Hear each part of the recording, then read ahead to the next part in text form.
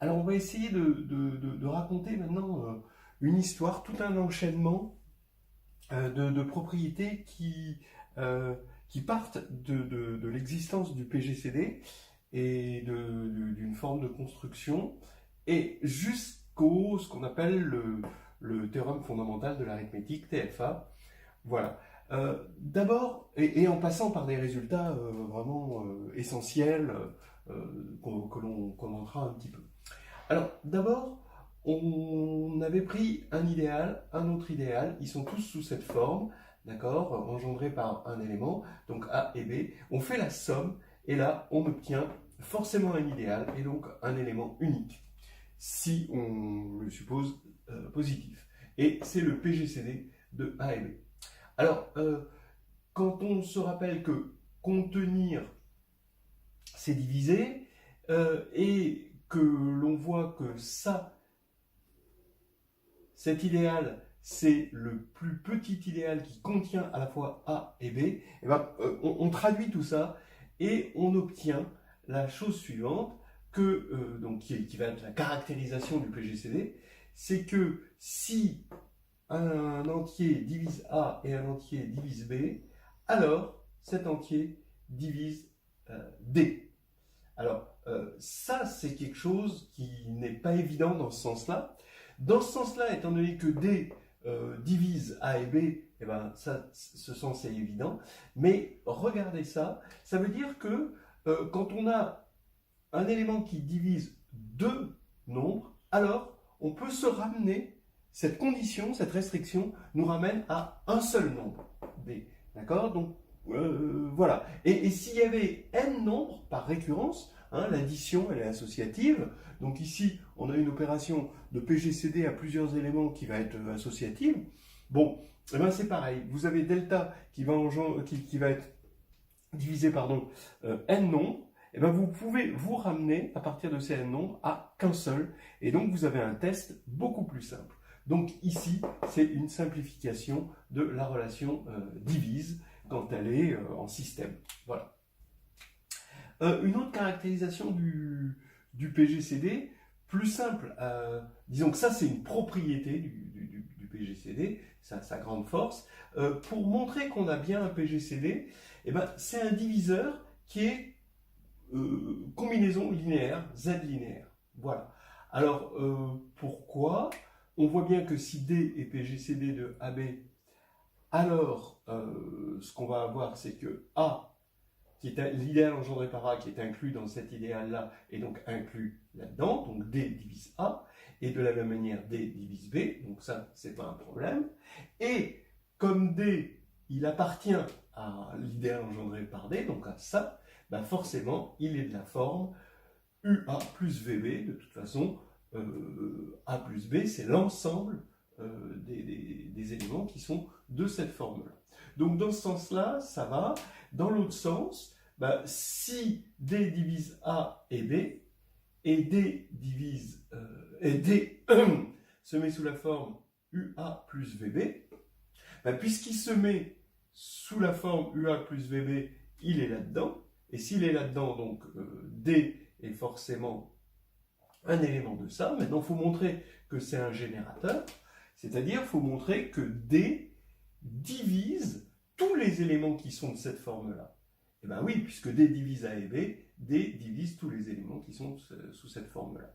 Et donc l'unicité vient de l'unicité du générateur positif. Donc on a la réciproque et l'unicité nous donne l'égalité. Voilà. Maintenant, avec ça, on montre le lemme de Gauss. Le lemme de Gauss, ça va être le pivot qui va nous faire basculer vers le TFA. Alors, donc, on dit que A et B sont premiers entre eux si le PGCD de A et B, c'est 1. On suppose que A divise le produit BC et que le PGCD de A et C est égal à 1. Alors, ça implique que A divise B. Alors, ce qui est important, ça, c'est quelque chose qui est fondamental. Encore une fois, regardez le côté simplificateur. Hein. On avait une divisibilité compliquée, et on se ramène à une divisibilité simple. Encore une fois. noter que, étant donné que la, la relation divise est une relation transitive, si A divise B, comme B divise BC, A divise BC. Donc, dans ce sens-là, pour compliquer, c'est facile en quelque sorte, d'accord? Mais pour simplifier, c'est difficile. Bon, c'est souvent ça les maths. Hein. Et donc, il faut regarder ce lemme de Gauss comme un lemme de simplification et comme une espèce de réciproque contre-intuitive à la transitivité. Hein. A divise BC, eh ben oui, on veut simplifier, et A divise B, à condition que le PGCD de A et C égale à 1. Et la preuve est extrêmement simple si on pense à cette identité, dont je n'ai peut-être pas dit qu'elle portait un nom, c'est l'identité de Bezout, hein, d'accord, et qui se calcule, il y a des algorithmes pour ça, et puis l'algorithme le plus célèbre, c'est l'algorithme d'Euclide,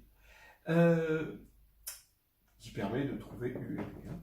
Alors, comment on va montrer le lemme de Gauss? On va mettre l'identité de Bezout pour A et C, puisqu'ils sont premiers entre eux. Il existe U et V tel que UA plus VC égale 1. Je multiplie par B, donc ça fait UAB plus VBC égale B, d'accord?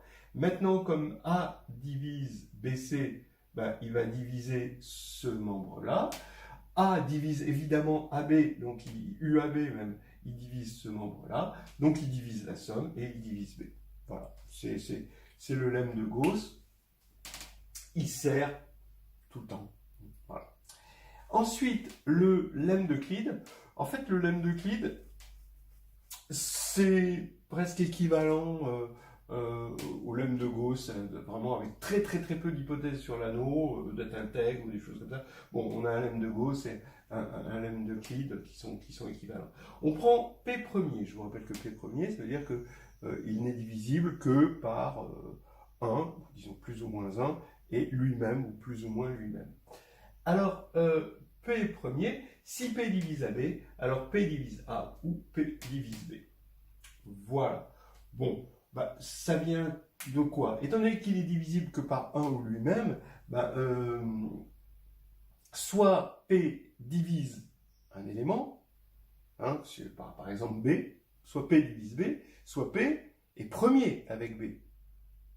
D'accord? Puisque le seul diviseur commun de P et B, il pourrait être P si P divise B, et sinon, c'est forcément 1, puisqu'il est diviseur de P, et donc vous n'avez pas le choix. Donc, vous pouvez interpréter là le fait P divise AB. Qu'est-ce que vous allez dire? Vous allez dire soit P divise B, ok, donc on a P divise B. S'il divise pas B, alors il est premier avec B. Et donc dans ce cas-là, vous appliquez le lemme de Gauss, et donc il divise A. D'accord? Voilà. Alors, c'est simple, mais là, c'est là qu'il y a une confusion qui vient se mettre en arithmétique et qui a mis peut-être du temps dans la tête des mathématiciens depuis Euclide pour différencier les deux. On a ce lemme d'Euclide, ça devait être clair pour Euclide, hein, il rapproche deux notions. Il identifie deux notions. La notion d'irréductibilité. Alors, on va leur donner des noms à ces notions. Ce que je vais appeler irréductible, c'est P est irréductible si P ne peut pas se décomposer. Bon, vous allez me dire, elle peut toujours se décomposer en 1 fois quelque chose, mais vous refusez de mettre des unités dans la décomposition, des inversibles dans la décomposition. Donc, P, bon, il est obligé de se décomposer. 6, il n'est pas irréductible parce que 6, c'est 2 fois 3. 3, il est irréductible parce qu'on ne pourrait pas faire une telle décomposition, à part une décomposition avec des inversibles comme 1 fois 3, moins 1 fois moins 3, ou des choses comme ça. Donc, ça, c'est l'irréductibilité. Premier, c'est justement cette notion, P premier, si quand P divise AB, alors P divise A ou P divise B. Voilà. Et ça, ce sont des notions qui, au départ, sont distinctes, mais elles sont confondues parce que quand on travaille dans Z ou dans K de X, quand on a un premier, on a un irréductible et inversement. Alors, en général, dans un anneau, on va dire intègre, et ben, quand on est premier, on est forcément irréductible. Mais, quand on est irréductible, on n'est pas forcément premier. Et dans Z, bah, premier et irréductible, c'est pareil. Les deux notions coïncident. Voilà. Maintenant, le lemme d'Euclide permet de montrer le théorème fondamental de l'arithmétique. Qu'est-ce que c'est?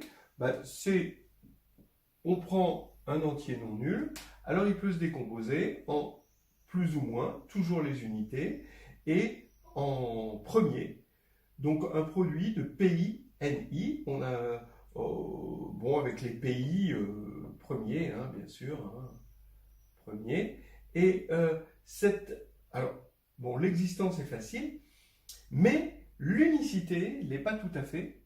Après, on l'utilisera tellement qu'on a l'impression que c'est très facile, mais l'unicité n'est pas facile. Il y a unicité à permutation près, si on prend les nombres premiers positifs, hein, vraiment, et puis là, on met, évidemment, ça, ce sera le signe. Donc ça, il y a unicité du signe, et ici, il va y avoir unicité de la suite des pays à permutation près. Donc, on a unicité de ces NI pour un A fixé et pour un I fixé. Voilà. Unicité de la décomposition. Alors pourquoi d'abord ça existe? Alors ça c'est très facile. Pourquoi on peut décomposer un nombre en nombre premier? Ben, regardez, hein, vous prenez un nombre, soit il est premier, bon, dans ce cas-là il est décomposé lui-même en nombre premier, soit il ne l'est pas, dans ce cas-là ce nombre A il va se décomposer en B fois C, et par récurrence, vous aurez montré que donc B et C sont strictement plus petits que A. Prenons A positif, hein, comme ça c'est facile, quitte à multiplier par -1. Donc A est égal à BC. B et C sont strictement compris entre 1 et A, d'accord, puisque B et C ne sont pas des unités. Et donc ils sont strictement compris entre 1 et A. Donc on peut faire une récurrence, hein, sur A. Et B va se décomposer, C va se décomposer. Et puis l'initialisation, on le fait pour 1, puis c'est terminé. Voilà. Unicité, ça c'est plus difficile quand même. Donc on suppose qu'il y en a deux, mais ça veut dire qu'on a P1, N1, PK, NK, et vous avez P'1, N', jusqu'à P', K', parce qu'il n'y en a pas forcément autant, hein, de nombres premiers, N', K'. Bon, alors on va utiliser le lemme d'Euclide. Pensez bien le lemme d'Euclide par récurrence, hein, vous voyez que si on a P divise A1, A2, A3 jusqu'à AN, ça veut dire qu'il en divise 1 parmi les AI. D'accord? Donc ça, c'est quelque chose d'assez clair, c'est juste une récurrence. Bien. Donc maintenant, vous supposez ici, vous avez N1 qui est positif, ici, strictement positif, donc P1 qui va diviser le membre de gauche, donc P1 divise le membre de droite, hein, et maintenant vous écrivez le membre de droite comme ceci, vous appliquez le lemme d'Euclide, le lemme d'Euclide général, hein, à N, et vous allez voir que forcément, quand vous avez deux nombres premiers, si l'un divise l'autre, alors forcément ils sont égaux. Je prends des nombres premiers positifs. Hein, alors maintenant vous avez P1 qui divise ceci, ça veut dire qu'il aura forcément, d'après ici, il va diviser l'un de ceux-là, d'accord? Et comme P1 est premier et que tous ces facteurs sont premiers, le fait qu'il divise va impliquer qu'il sera égal. Donc on pourra dire, par exemple, c'est P'1, P1 ce sera égal à P'1, et après, dans cette égalité, on simplifie par P1 et on fait une récurrence descendante qui va converger, c'est pas quelque chose de difficile. Voilà, donc le théorème fondamental de l'arithmétique, c'est l'unicité de la décomposition en premier et ça, et qui sont aussi des irréductibles, hein, unicité de la décomposition en irréductible. Voilà, c'est un schéma général qu'il faut bien connaître, et bon, je suis peut-être allé un petit peu vite sur l'épreuve, mais ce qui est important, c'est de comprendre ce déroulement, hein, pour l'agrég, quoi. Voilà. Très bien.